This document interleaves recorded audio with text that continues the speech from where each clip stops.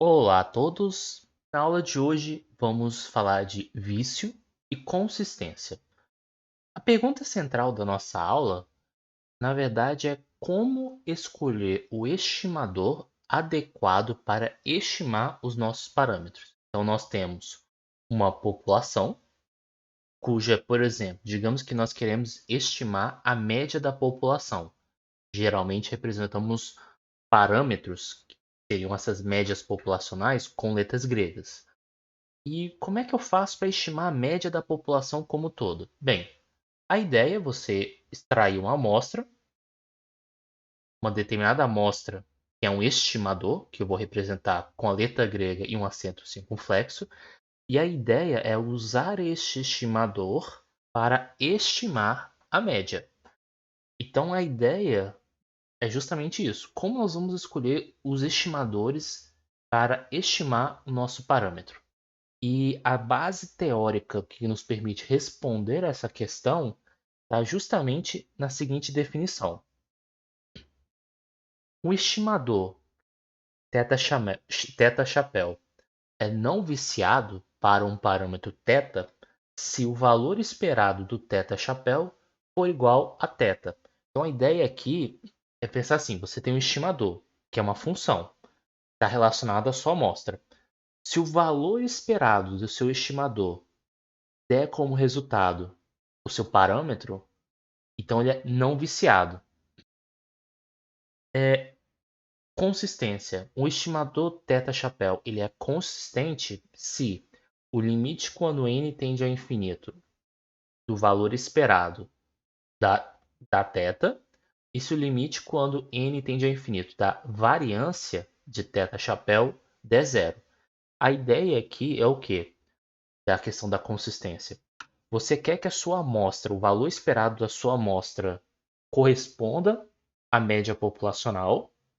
E você também quer dizer o seguinte, que quando a sua amostra é muito grande, que a variância dessa amostra seja cada vez menor. Em outras palavras, que os dados, que a informação que você queira obter, seja cada vez mais concentrado no resultado que você quer de fato estimar. Você não quer que os seus dados se espalhem, porque você perde a consistência. Para entender melhor esse conceito, é melhor a gente trabalhar com um exemplo mais numérico. Então, considere que, numa certa população, uma variável aleatória x que assuma os valores 0, 10, 20 e 30, com porcentagens de 20%, 30%, 30% e 20%, respectivamente. Através da função de probabilidade, nós podemos calcular média e variância da população. Digamos, nesse exemplo, digamos não, porque aqui os dados estão prontos aqui. Então a média nós temos é igual a 15 e a variância 105. Então a gente tem os valores, tem as porcentagens, a média deu 15, variância 105. E aí, para efeito didático, eu vou imaginar que eu não tenho essas informações, só para tentar fazer uma estimativa. E aí, a ideia é que nós vamos recolher uma amostra de tamanho 2, com reposição, para estimar a média da população. Então, vou tentar fazer uma estimativa desse camarada aqui. E aí eu vou usar duas funções. Uma primeira função que é o seguinte. Eu peguei duas amostras, x1 e x2. Só que eu vou estimar a média aqui olhando somente para o valor da primeira amostra. Essa é a primeira maneira de você estimar a média. Segunda maneira que você pode fazer é tirar a média aritmética da sua amostra. Então aqui x1 mais x2 sobre 2. Então você pega a sua amostra e tira a média aritmética dos valores da sua variável aleatória. Tanto x1 quanto x2 são variáveis aleatórias independentes, ou seja, x1 não vai interferir no x2 nem e vice-versa. Só que eles possuem a mesma distribuição de x. O que eu quero dizer com isso? Que a média de x1 é igual à média de x, que a variância de x1 é igual à variância de x, o mesmo vale para x2. E observe que tanto μ1 quanto μ2 não são viciados. O que eu quero dizer com isso? Vamos calcular, por exemplo, o valor esperado de μ1. Mi1 chapéu nesse caso, por definição, é o valor esperado de x1. Como eu disse que x1 segue a mesma distribuição de x, então ele vai ter a mesma média, que é igual a 15. Então, de fato, o valor esperado do seu estimador realmente está dando 15. Agora vamos para o Mi2. Então, o valor esperado de Mi2 é igual ao valor esperado de x1 mais x2 sobre 2. Posso jogar esse 2 para fora, né? Então vai ficar o valor esperado de x1 mais x2. Porém, a gente sabe que isso aqui vai dar 1 sobre 2, esperança de x1 mais esperança de x2. Como tanto x1 quanto x2 têm a mesma distribuição, ou seja, vai ter a mesma média, então isso aqui vai ser 1 sobre 2, 15 mais 15, que dá 30, e 30 sobre 2, 15. Então, tanto o Mi1 quanto o Mi2, eles são não viciados, porque o valor esperado do seu estimador deu o parâmetro. Agora, Mi1, ele não é consistente. Por que ele não é consistente? Vamos olhar para a variância de Mi1. Então, antes de mais nada, vamos lá, variância de Mi1. Então, variância seria sigma ao quadrado de Mi1, chapéu, né? Que é igual, por definição, a variância de x1, que a gente sabe que, como segue a mesma distribuição, a variância de x1 é igual a 105. Só que 105 ele não tende a zero quando a sua amostra tende ao infinito. Porque aqui a ideia pensa o seguinte: se ao invés de você ter duas amostras, se você tivesse n amostras, você só olha para o primeiro resultado, não importa o tamanho da sua amostra. A variância do seu estimador está dando constante igual a 105, não está indo para zero. Portanto, esse cara aqui não é consistente. Agora, para essa função, se você está tomando como média aritmética, isso aqui para uma amostra de tamanho n, vou até colocar aqui no rascunho, seria você fazer uma soma, onde j vai de 1 até n, de xj sobre n. Então, antes de desenvolver a conta, aliás, vamos desenvolver a conta que é melhor. Então, vamos mostrar que Mi2 é consistente. Então, vamos calcular a variância de Mi2 chapéu. Então, por definição, pensando agora numa amostra de tamanho n, a variância vai ser soma de j igual a 1 até n dos xj sobre n. Propriedade de variância que não sei se eu comentei, mas de qualquer jeito, alguns resultados dá até para demonstrar, outros não vale a pena nessa playlist. Mas eu vou colocar aqui, citar algumas propriedades da variância. Sempre quando você tem um número real, vezes uma variável aleatória, você quer calcular a variância, você pode jogar o a para fora, só que ao jogar o a para fora, você joga para fora elevando ao quadrado. Então, primeira propriedade que nós temos sobre variância.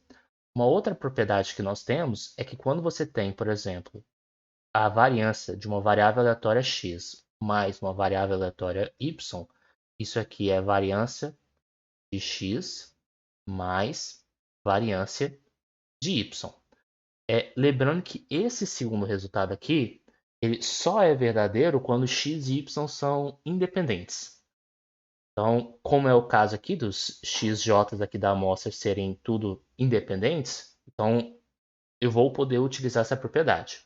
Então eu vou chamar isso aqui de 1, isso aqui de 2, só para fazer uma boa referência. Então a primeira coisa que eu fazer, eu vou utilizar a propriedade número 1 aqui no n aqui. Então aqui esse n é 1 sobre n, que está multiplicado, eu vou jogar para fora como 1 sobre n ao quadrado, porque eu tenho que elevar ao quadrado o número real. Variância somatória j igual a 1 até n dos xj. Agora eu vou usar a propriedade número 2. Então aqui vai ficar 1 sobre n vezes. Vou quebrar esse cara, que aqui é variância de uma soma, eu vou quebrar como soma de uma variância. Então eu estou utilizando a propriedade número 2. Só que observe o seguinte, como xj's, todos os xj's de 1 até n, eles têm a mesma distribuição de x, a gente sabe que essa variância aqui é igual a 105. Então, perdão, aqui é 1 sobre n ao quadrado, agora sim. Então aqui vai ficar 1 sobre n ao quadrado, somatória de j igual a 1 até n, 105. Então o que nós estamos enxergando aqui? É 105 mais 105 mais 105 de 1 até n. Em outras palavras, esse camarada aqui, 1 sobre n ao quadrado, é exatamente n vezes 105.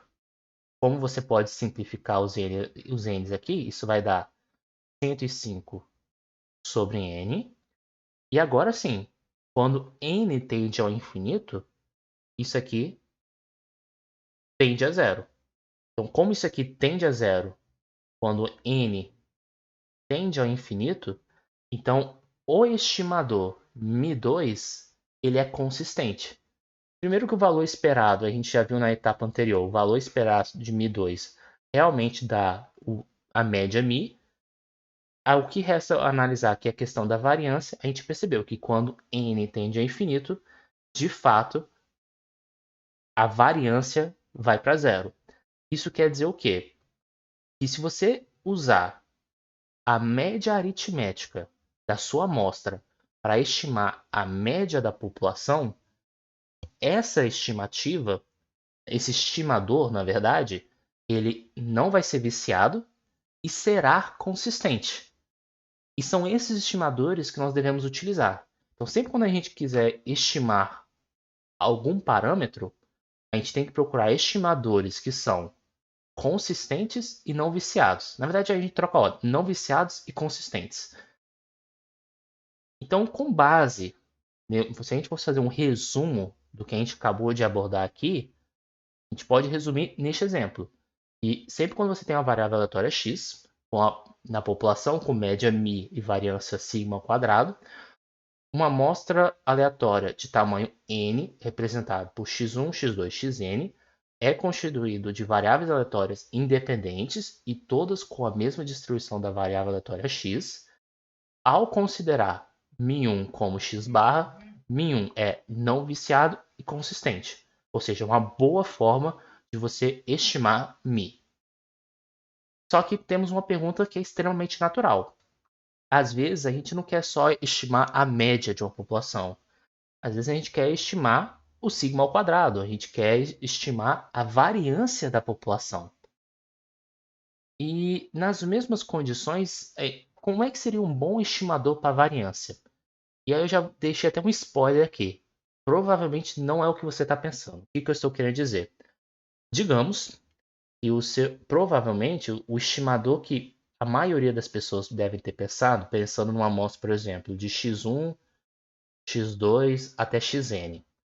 É muito provável que vocês pensaram que um bom estimador para a variância, na verdade aqui tem que ser, deixa eu só, agora sim, muitos de vocês devem ter pensado assim, um bom estimador para a variância é aplicar a definição da variância, que é você fazer nada mais nada menos que uma soma de j igual a 1 até n, x menos, quer dizer, xj menos x, na verdade a média, né, no caso, menos a média ao quadrado sobre n. Porque essa é a definição da variância. Então, seria natural pensarmos que essa definição de variância fosse um bom estimador para a variância populacional. O fato que é chocante, pelo menos para mim, é que esse estimador não é consistente. Bem, para entender melhor sobre isso, nós vamos assistir a próxima videoaula. Então, eu convido vocês a assistirem essa próxima videoaula. Peço que curta o vídeo, compartilhe, deem feedbacks e até a próxima.